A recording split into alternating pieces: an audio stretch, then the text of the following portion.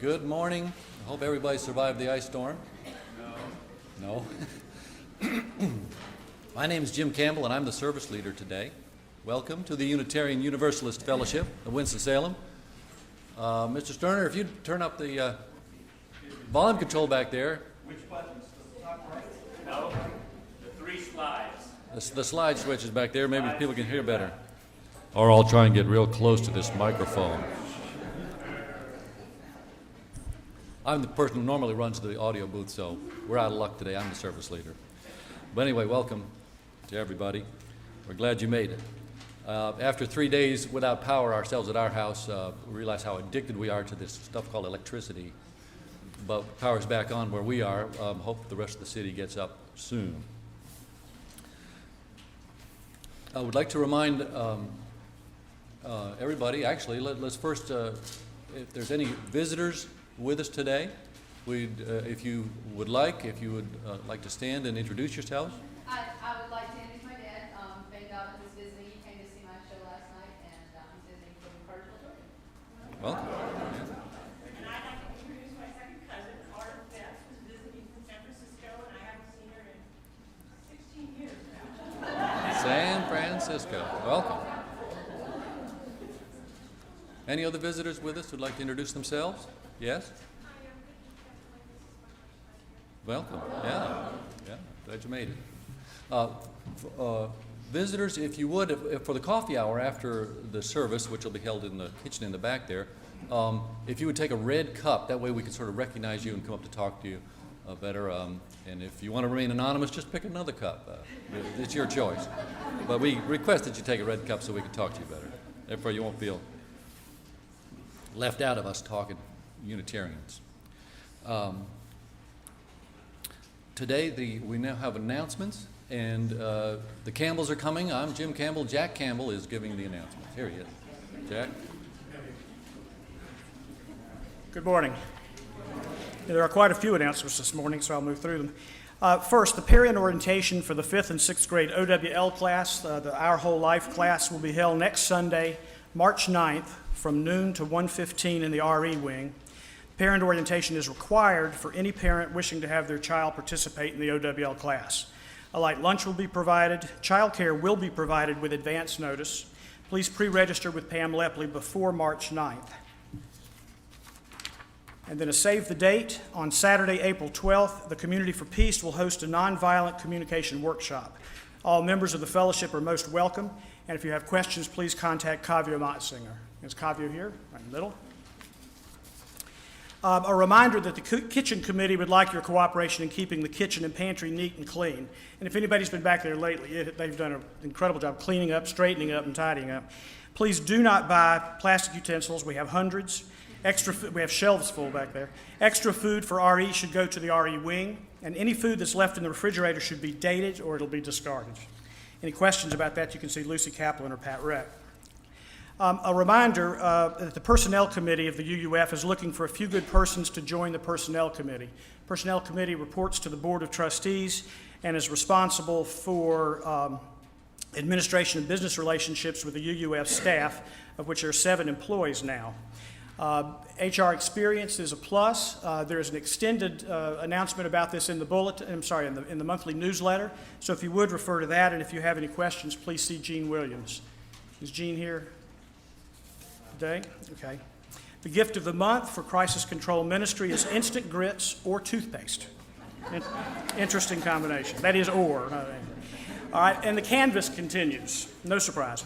If you are a canvasser, please turn in your completed canvas cards to Greg Jambach. If you have received a canvas card in the mail and have not yet returned it, please return it as soon as possible, like tomorrow. We still have 9 canvas cards that need a canvasser, maybe a few left. I saw Greg handing some of them out, but we do still have cards that need to be, for members who need to be canvassed. If you're willing to be a canvasser, please see Greg Jambach after the service, and Greg's right there in the middle at the back. From Janet Joyner of the Social Action Committee, as a result of last Tuesday's public forum, GLSEN is spearheading a Safe Schools Coalition that will petition the local Board of Education to reinstate the original 15 survey questions about language students here in schools. Copies of the petition for signing and for widespread distribution are in the lobby. The coalition has set a deadline of March 10th for return of the petitions, and Molly Spall will be in the lobby gathering petitions after the service. And I assume she's in already. I don't know. Okay, assume she is. The Transcendentalist Club meeting scheduled for today has been canceled. And those who are interested in starting a chapter for the Covenant of Unitarian Universalist Pagans will meet again after the service in the lobby and can see Sherry Shockley. There is an announcement about that in the bulletin, but she will be in the lobby to talk with anyone who is interested. And last, it's auction time. The auction is this Saturday, March 8th, and there will be heavy hors d'oeuvres starting at 5:30. The live auction will begin at 6:30. Childcare is available, and there's pizza for the kids. Food and childcare are free, but today is the last day to sign up for the dinner. You can bring auction items to the fellowship foyer no later than 2 p.m. on Saturday, and any time during the week is fine that the building is open. We also still need 2 non-gender specific persons with upper body strength and truck, domestic or import, to pick up 3 pieces of donated, universally appealing furniture from one address. Sounds simple task. Okay. You can sign up in the hall for the dinner, and remember today is the last day to sign up for the dinner. And look for the. Oh, I'm sorry. I should have asked. Look for the duck hat if you can help with the furniture. So we need. There's the duck hat. Okay. It looked like duck, but I just didn't believe it was duck. So. All right. And lastly, just a reminder to sign up for the auction dinner. So that we can plan for the food and child care. It's going to be it promises to be an exciting and fun-filled night as long as you get signed up and come. Thank you very much. I remind you that there are also announcements in the bulletin. And there are plenty of seats in the front of the fellowship for anyone who has come in recently and would like to move forward. There's lots of seats. Okay, thank you.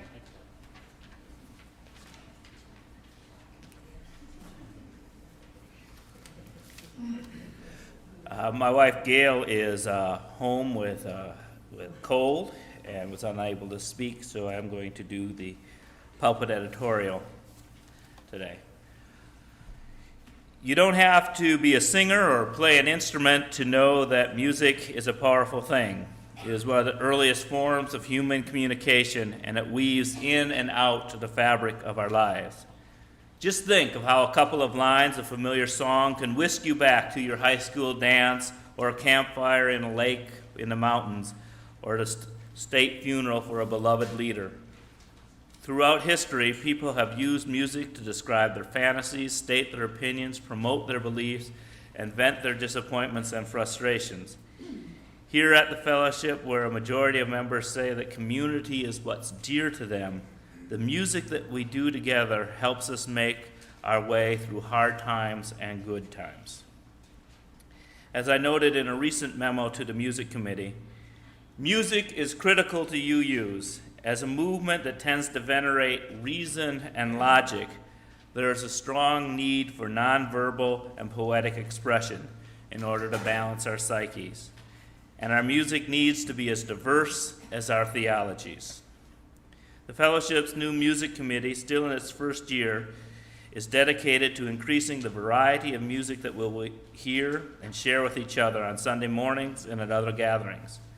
We are also eager to make our congregational singing even more fun and fulfilling. So starting today, the minister, the choir, and other musicians will help the congregation learn at least one new hymn a month. You folks are much better singers than you might think. Visitors often express amazement to us how well we sing compared to other UUs. And it's true. We hope to build on that reputation by increasing our repertoire. The words to our first hymn of the month, Hail the Glorious Golden City, were written by Felix Adler, professor of social ethics at Columbia University. They describe a peace and justice world that would come to pass if everyone practiced UU principles and purposes. A tall order for this day and time, but we can't stop working and hoping. The tune for the hymn of the month may be familiar to some of you. It has been used for a number of other hymns since it was written by Welshman Roland Pritchard in about 1830. Chelsea will play the tune for you as today's interlude, and the choir will sing the hymn later in the service.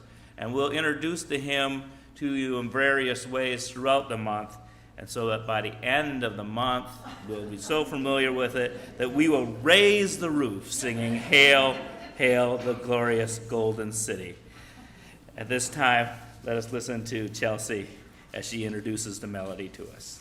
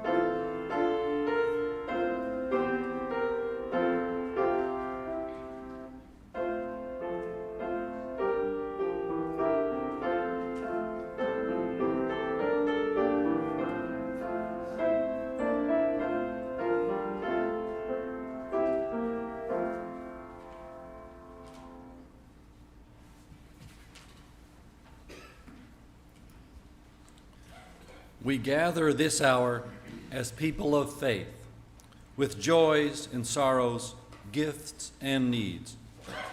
We light this beacon of hope, sign of our quest for truth and meaning in celebration of the life we share together.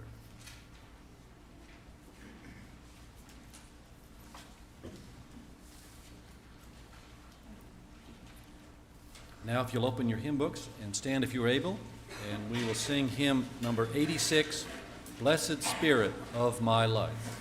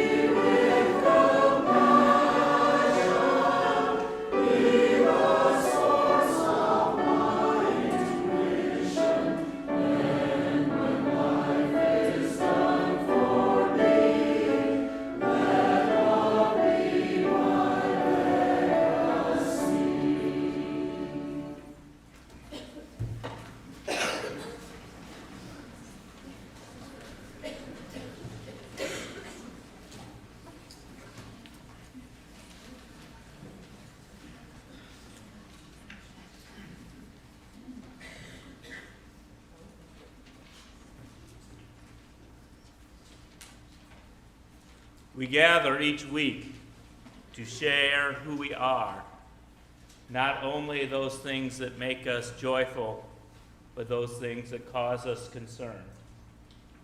please come forward as you wish. State your name, let us know who you are, and briefly state your joy and concern.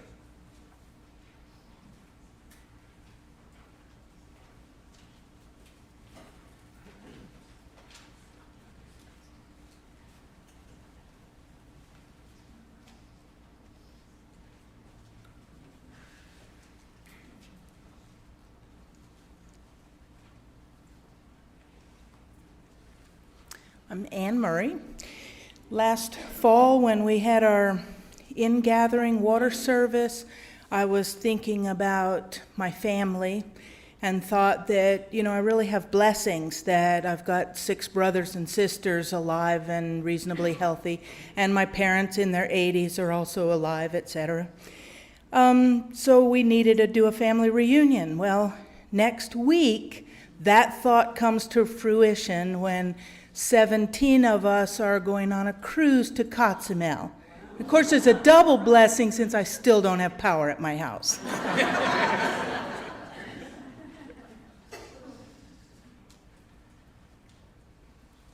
Morning, I'm Steve Lintner. I have 2. One, I want to share with you the update on Robert. We're now approaching 5 weeks without any repeat of ear or sinus infection. So we're right on the edge of getting to the point where we're going to believe he's going to be healthy again.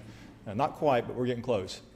And the other one is there's a lot of mixed feelings in it.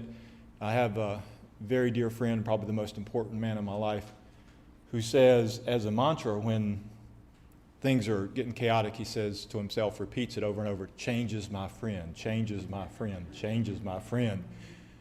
Lisa and I have decided to separate. So because I can be a very proud person and believe that I'm capable of doing everything on my own, sometimes it's tough for me to ask for help one-on-one. So I'll tell you this now so that you'll know that I need you more. We'll need you more over the coming months. There is some good in this, but it's going to be a really tough transition. So it's not all bad.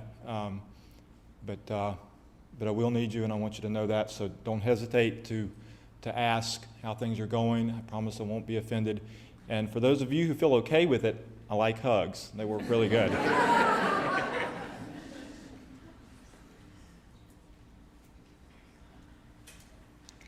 My name is Leah Roy, and this is a busy little candle this morning.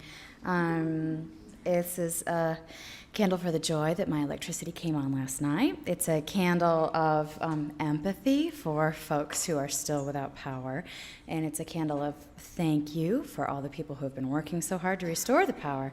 And it's also a candle for something that has nothing to do with the weather.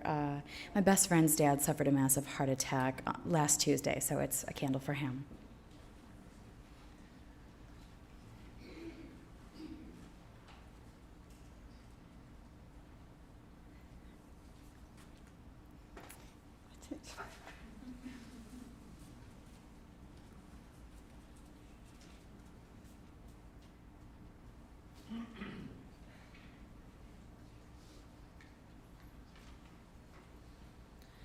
This is also a busy candle. I'm Sherry Shockley, and my joy is that none of my pine trees whack the house. We have power, but I'm concerned for everybody who does not. And we survived 2 days in front of my sister's fireplace with a whole crew gathered in front of it. Okay? The fact that we're Unitarian Universalists, they're Southern Baptists, and there's 2 lively teenagers, 2 lively children, everyone's pets. Things really got interesting, but we made it in good spirits. The concern is my oldest son, Jonathan, he'll be 22 this summer, is in basic training. And he's stationed at Fort Benning, Georgia. I remember the address when I look at the envelope. I'm concerned about him in the current climate. And I'm reading heavily all the political and international news and saying, please God, protect my baby boy. So, thanks.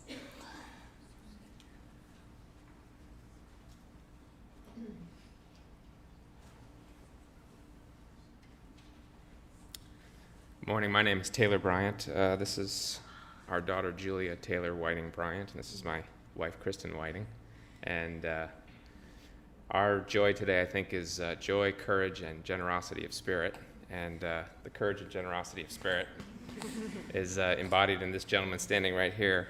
For those of you who may have lost track of ice storms and sleet storms, etc., 2 weeks ago, Sunday, Julie was supposed to have her naming ceremony here at the service.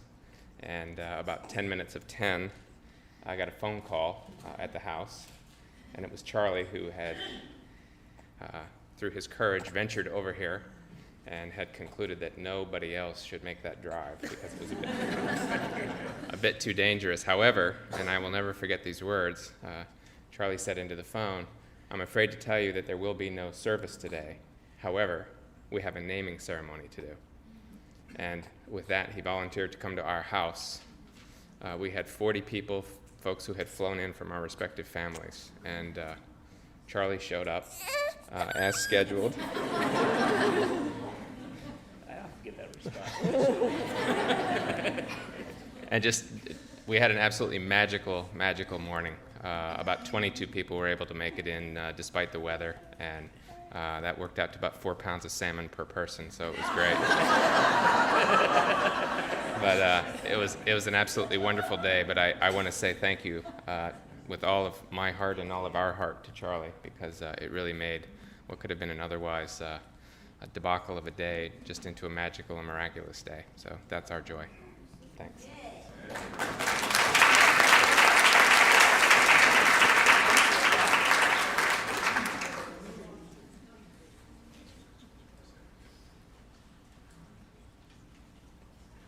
Today's joy it's a simple one.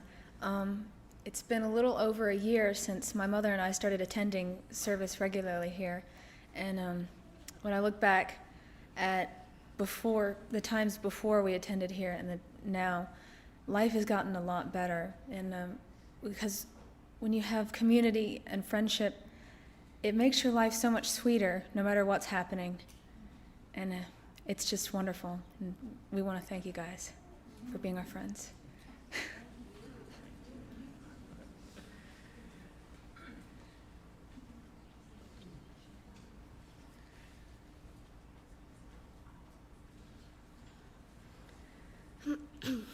Hi, I'm Britta Kunzer. This candle is for the week I've spent dealing with fear. And my biggest fear, one of my fears, is getting up here. But I decided that I'm not going to live like that anymore, so here I am. Both my parents right now are in a nursing home. My mother has one lung and she has pneumonia in it, so she's recovering. And my father had a stroke several years ago, and he's not able to take care of himself, so hopefully he's going to benefit from that. And they're terrified. They're really, truly terrified. And my mother is acting like everybody's against her, and my father's going, "Phew, I'm finally away from her for a minute." And also this week, I think, wasn't it, on Tuesday? We had a meeting up at Glisson about other people's fears of speaking out about homophobia. And it's incredible that the only thing that we're asking for is for the school board to allow questions regarding what kids may have heard or not heard, or felt or not felt. And nobody's saying it's right, nobody's saying you should do it, and nobody's going to give you a toaster oven. I don't know how much longer we're going to live in fear, but I don't like it.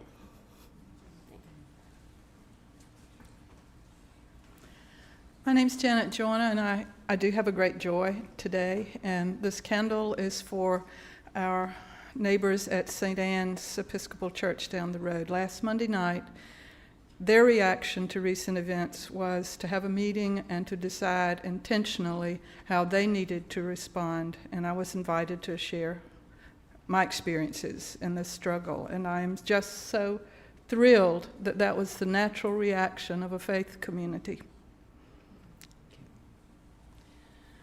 I'm Diane Spa, and I lit this candle for Ben Davis and for Molly. Some of you may have seen the letter to the editor in the paper this week that they wrote together about the cleanup that the fellowship did at Polo Park. And my pride is just, for those of you who have teenagers and 20-year-old kids who've gone on to do wonderful things, my pride is just in seeing this whole new generation of kids in this fellowship who are coming along and are taking up causes like GLSEN or like smoking policies in public places. So I'm just really proud of them.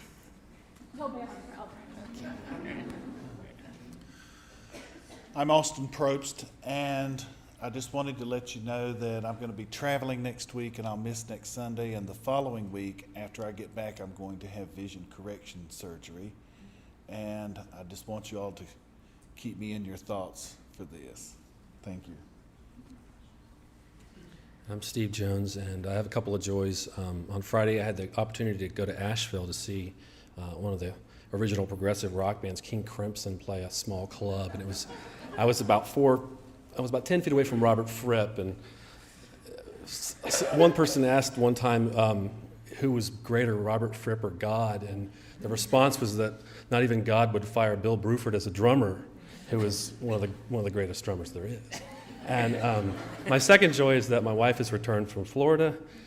Shortly after she left, our power went out. Shortly before she came back, our power came back on. So.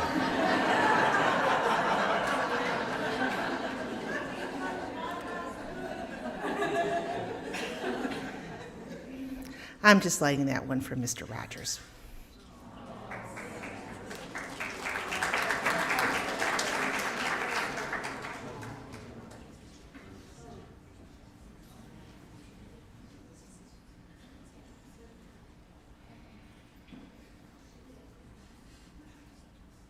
For these joys and concerns and those that remain unspoken, let us hold them together in a community of silent meditation.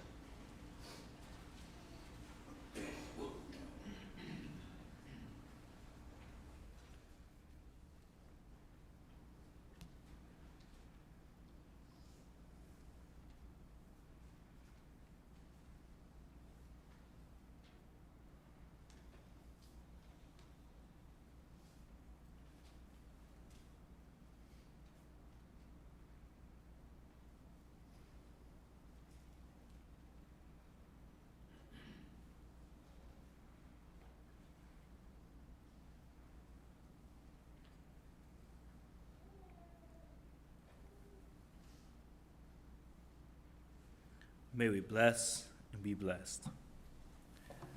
Please join with me in your words of offering found in the order of service. The world needs this place of spiritual freedom, evolving wisdom, and ethical actions. Our financial support is a gift to all who need love and justice. And then listen as the choir introduces the hymn of the month.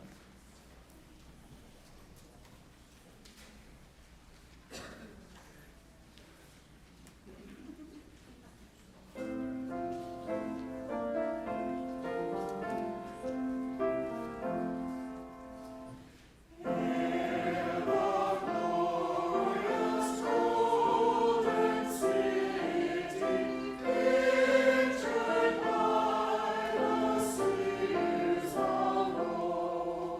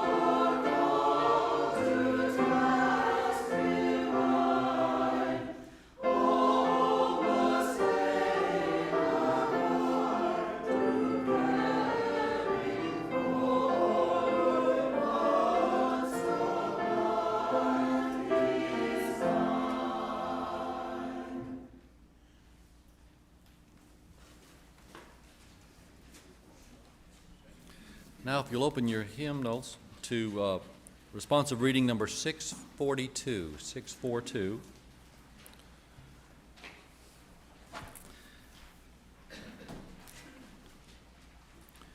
You are my shepherd, I shall not want. You cradle me in green pastures. You lead me beside the still waters. You restoreth my soul. You guide me in paths of righteousness, for you are righteous. Though I walk through the valley of the shadow of death, I fear no evil, for you are with me. You spread a table before me in the presence of mine enemies. You soothe my head with oil, my cup runneth over. Surely goodness and mercy will follow me all the days of my life. I will dwell in your house forever. Now, we have special music by the choir who will Sing No Sad Songs for Me.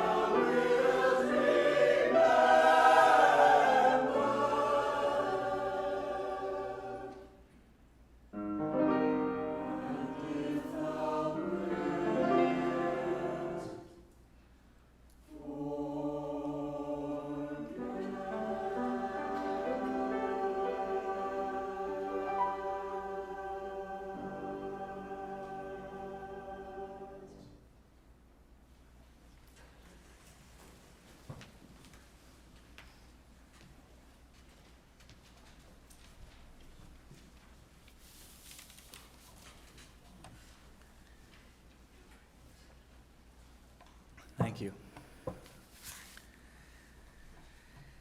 Cynics might say that religious leaders sell death insurance. People pay good money to hear stories that say that death is not so bad. Stories of golden streets, black-eyed virgins, rebirth and reincarnation. beautiful stories to mitigate the pain and tragedy of death. Well, I'm here to tell you now you came to the wrong place. This minister is a devotee to George Carlin, who asked, ever notice how everything that God created dies? Several weeks ago, I talked about hell and life after death, but today the topic is death itself. In this congregation of diverse opinions, it's one thing we have in common. All people of the world will die. The rich and the poor share the same destination. No ethnic group is spared. None of us will be here in 150 years. Says a doctor.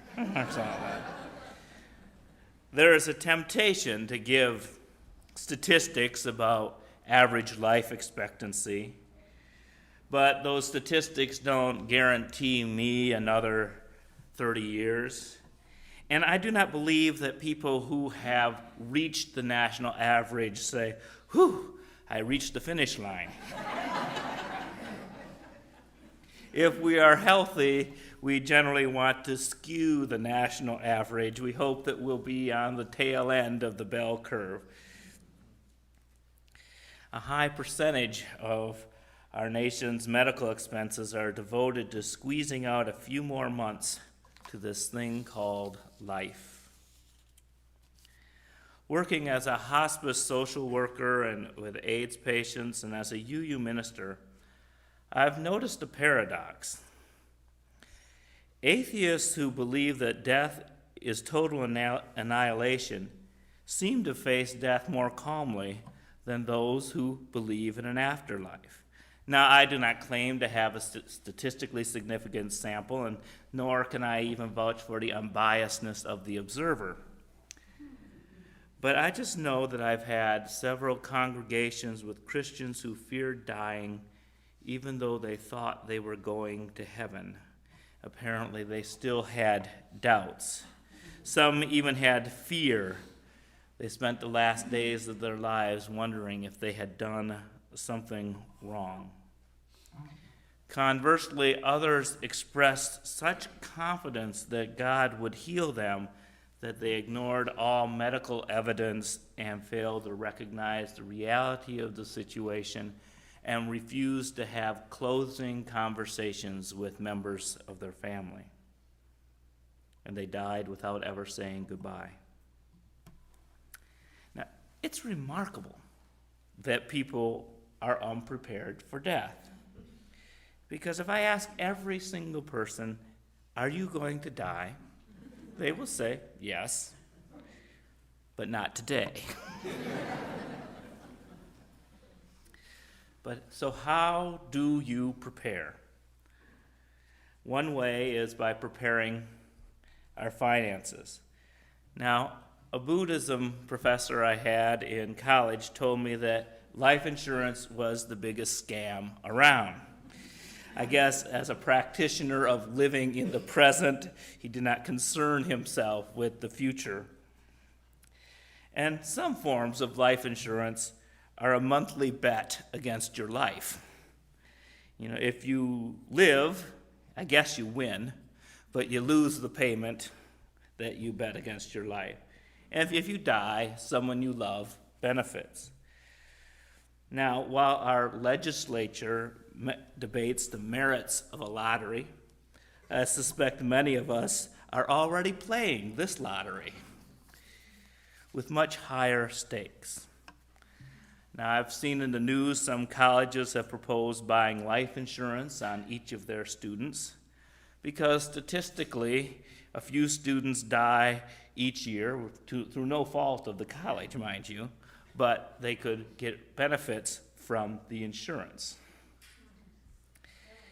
Life insurance originated as a way for the male breadwinner to provide for his wife should he die before amassing his fortune. But what does it mean now that both spouses work? And what does it mean now that the ever-increasing taking out of life insurance on your children? Because certainly a financial boon will never replace a loved one. But in the turmoil that follows death, it would be nice to have one less thing to worry about. Now, other forms of life insurances are akin to savings plans, and there's varying opinions to whether that is a good investment strategy. Of course, there's a lot of debate nowadays about what is a good investment strategy. Here's a recent email I received from someone who lived in a state where they have a 10-cent deposit on their cans. They say, if you had bought $10,000 worth of Nortel stock 1 year ago, it would be worth $49. With Enron, you would have $1,650 of the original $1,000. With WorldCom, you would have less than $5 less. If you had bought $1,000 worth of Budweiser, the beer, not the stock, 1 year ago, and you drank all the beer and then turned the cans in for their 10-cent deposit, you would have $214. Based on the above, my current investment advice is drink heavily and recycle.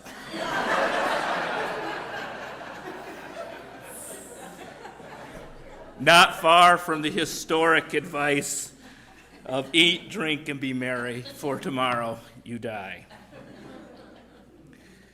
The next most common financial tool is the last will and testament, the instructions to survivors of how to divide the wealth or lack thereof. This is a wise thing to have because the state does not always act predictably with your money. But the most certain way to share one's wealth is to do it while you are alive. But putting financial matters aside, there are other ways of preparing the family. In some families, death is a taboo subject. Think of the many euphemisms: expired, as if we were credit cards; passed away, as if we were running the 2-minute drill at the end of a football game. In Monty Python's Dead Parrot sketch, John Cleese had to string together a litany of euphemisms to overcome the denial of the pet store clerk, saying, "This parrot is no more. It has ceased to be. It has gone on to meet its maker. This is a late parrot. It's a stiff, bereft of life. It rests in peace. If you had not nailed it to the perch, it would be pussing up the daisies. It is an ex-parrot."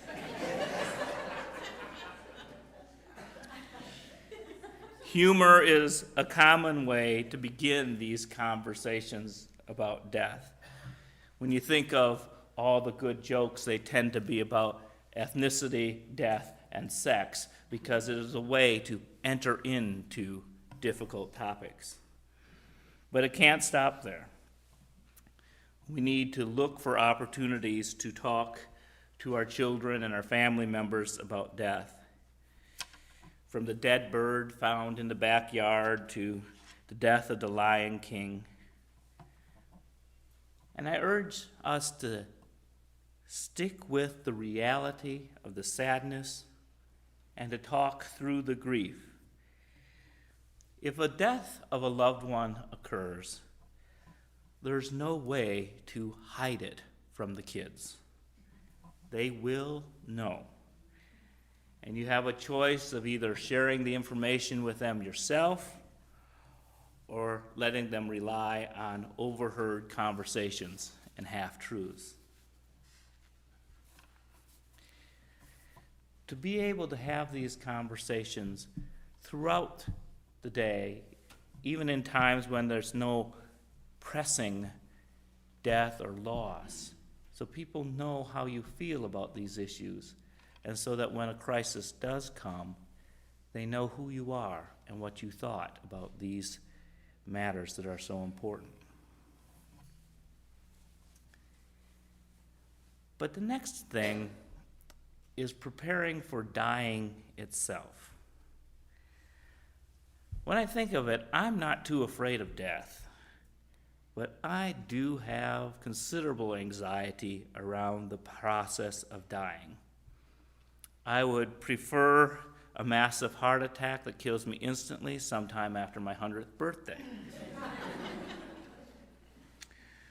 But I have witnessed painful surgeries, nauseating chemotherapy, burning radiation, debilitating strokes, the slow deterioration of multiple sclerosis, the loss of control, those days, months, even years before we actually die, are what is most fearful to me.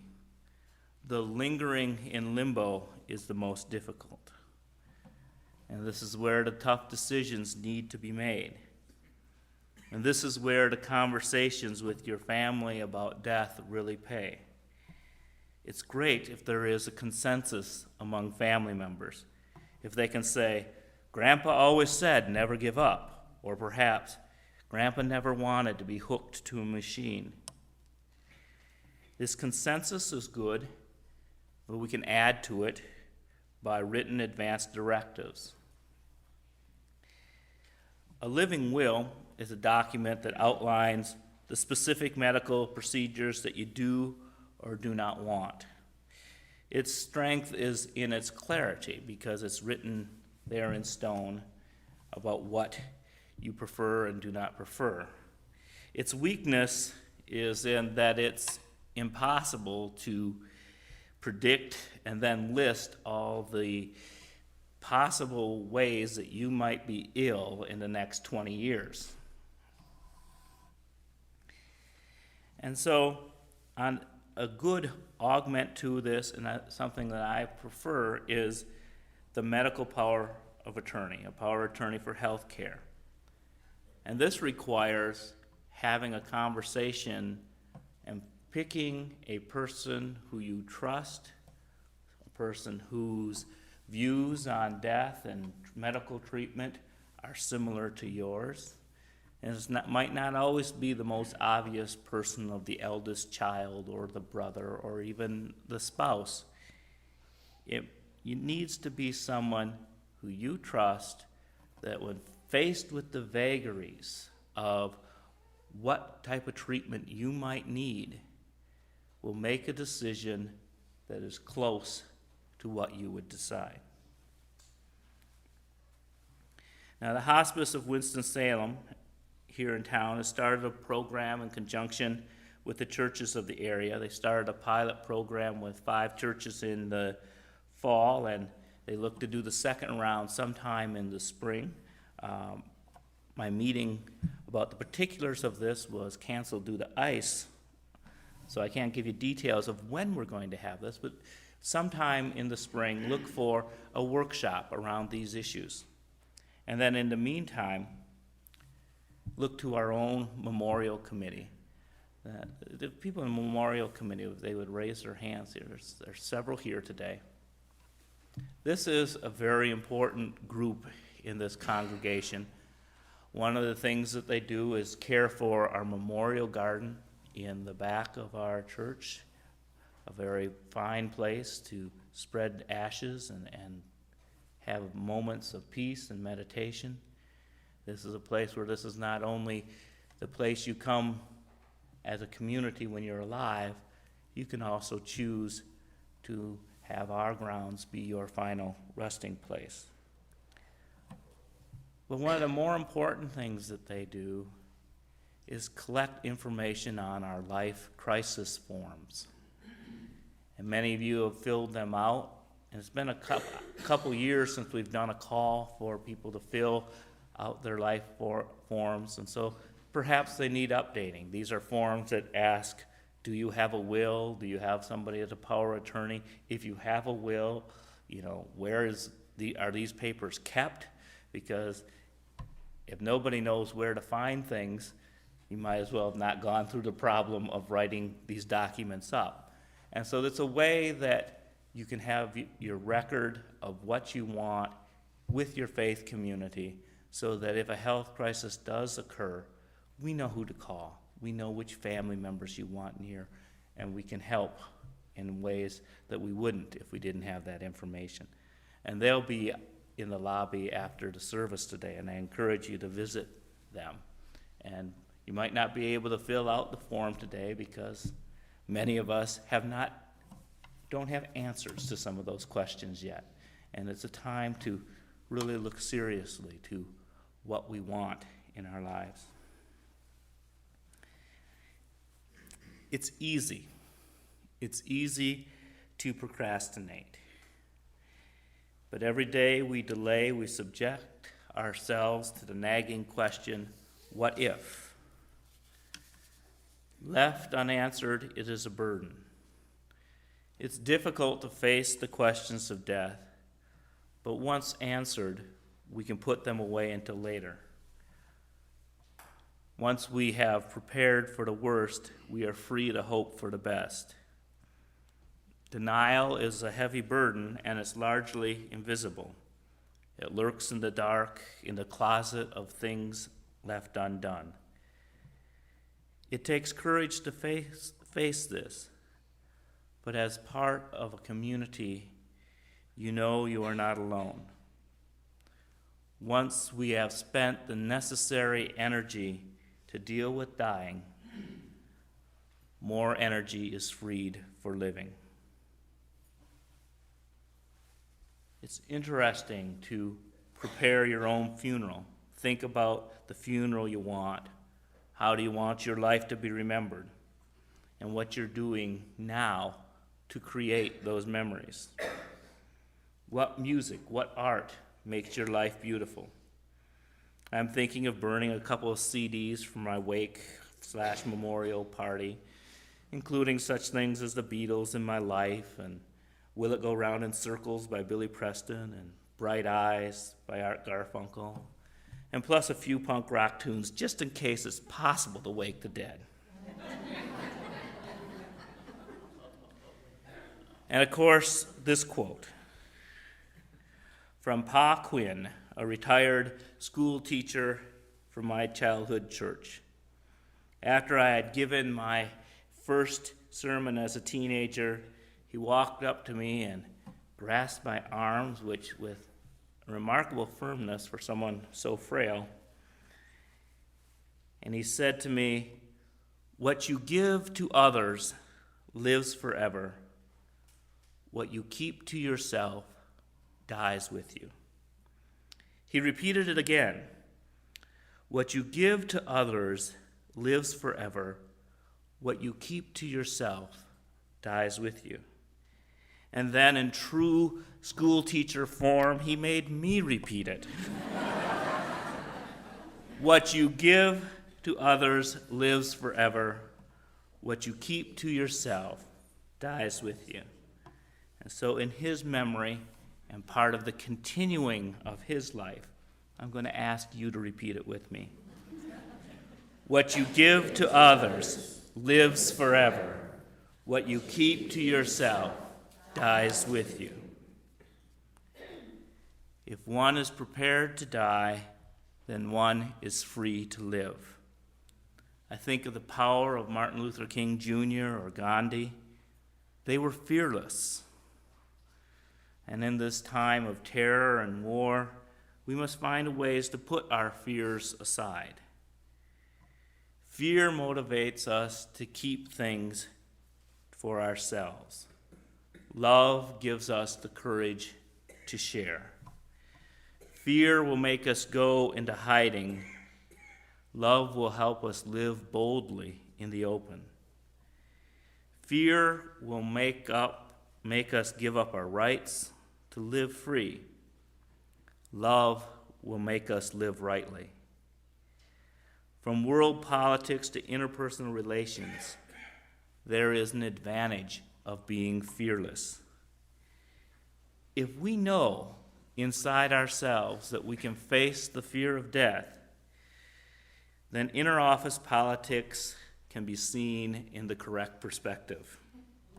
The rude store clerk is not that important. When we are hiding from death, all that fear and rage sneaks out into our lives, and we treat everything like it's a life and death situation. But if we have mastered the true life and death situations in our lives, the trivial is seen for what it is. By facing death, we are free to live. Face death, live life. May we bless and be blessed.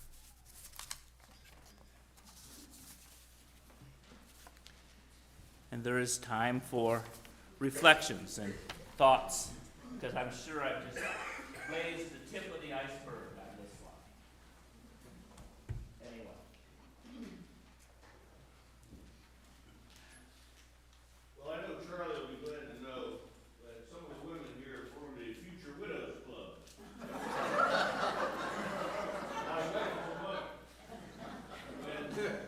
When the men got together and said, "Oh, we're already dead bodies," the women said yes.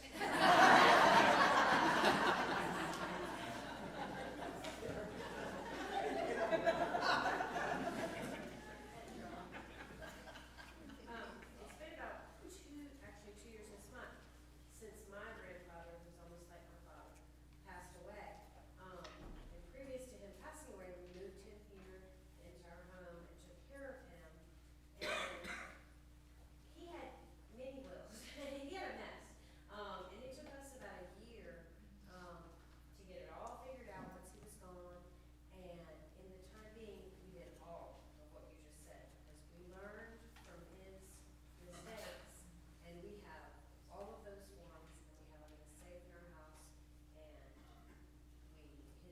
everybody knows where they are, and it's a really good thing to do, because even today, almost 2 years later, I think back to what I had to go through as his power of attorney, and it's mind-boggling to not have.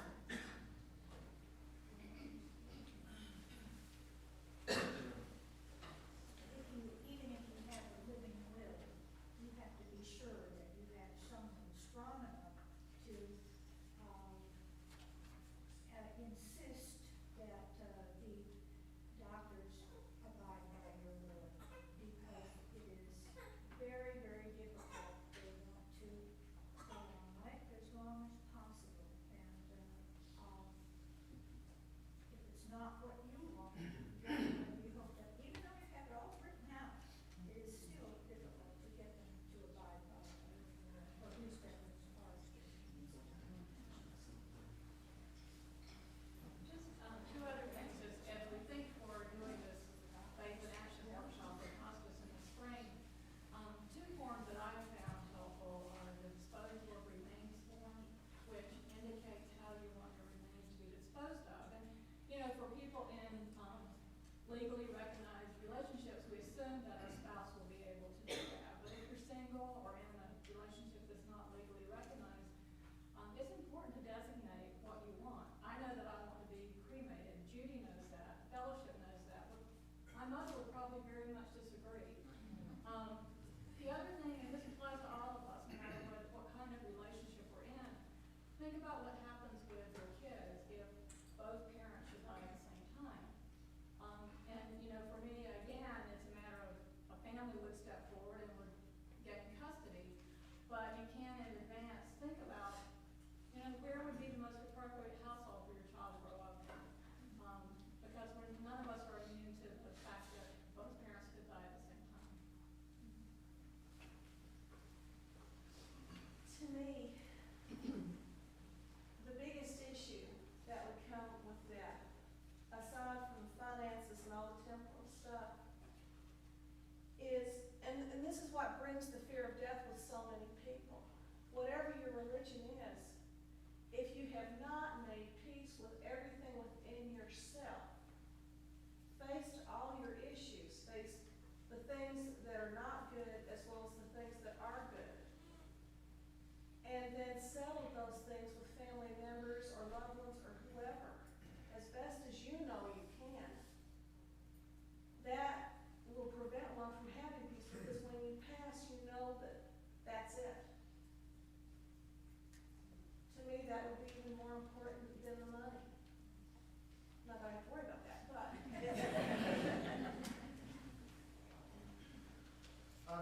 My name's David Bowen, and I'm a veterinarian, and because of that, I probably deal with some things that no other medical professionals here do, and that is I sometimes have the opportunity or the reason to purposely kill my patients, and it is in many ways a difficult experience, and it's often a grieving experience.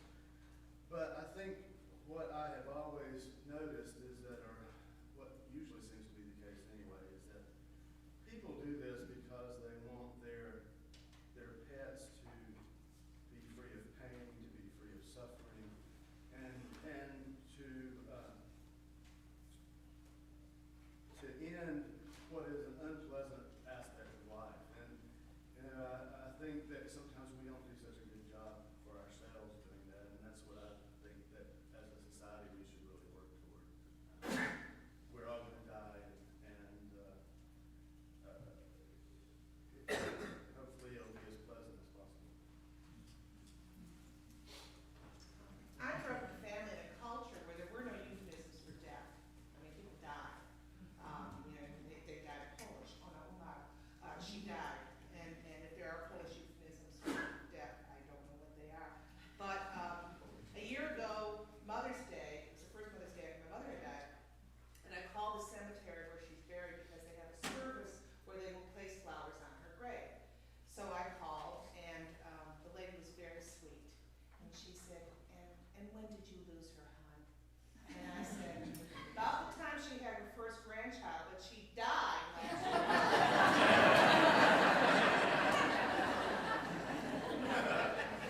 Something that has not been mentioned is legal representation. When you have a will or anything like that, and my mom died last January 6th, and last week we finished all of the legal papers due to my daughter Ellen's help. She is an attorney. She knew all the methods of going through the courts and the clerk of the courts, and everything that we needed she did for us, and it was a pleasure to have her. So make sure that you get good legal representation, that you have a good lawyer to help you through this. I'm Seth Moskowitz. I don't stand in front of the crowd. When my first wife died, which was after we had been divorced,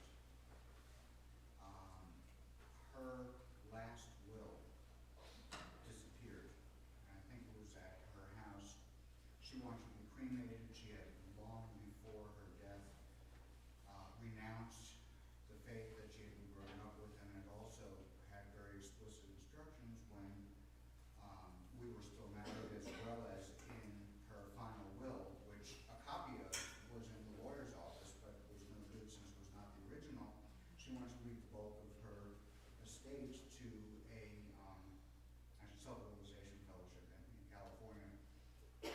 She is buried in a Methodist churchyard in Davidson County. Her family did not want to honor her wishes, as they had not honored her wishes during her life. They did not honor her wishes when she was dead. Anybody who doesn't have the original of your will sitting in the county records office, I would strongly recommend that you do. The county will keep the original. It is available there, and nobody can do what happens to Melody, which is take the original and then have their way with the estate. My mother, who has Alzheimer's, spent 5.5 months with me recently, and she's up in New York for a while now. And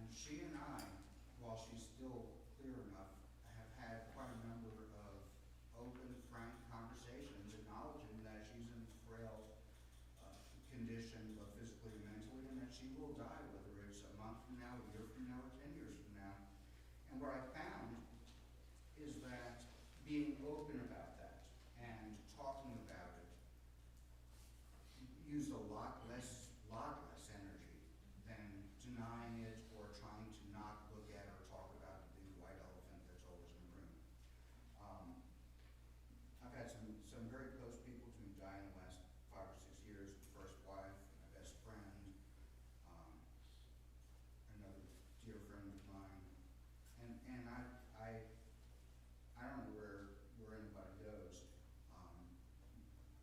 or where I will be, or if I'll be after this tour of duty is over. But I do believe that the best way to honor the dead is to cherish them while they're living. Thanks. Thank you. Let us join in singing hymn number 101, Abide With Me. Please rise as you are able.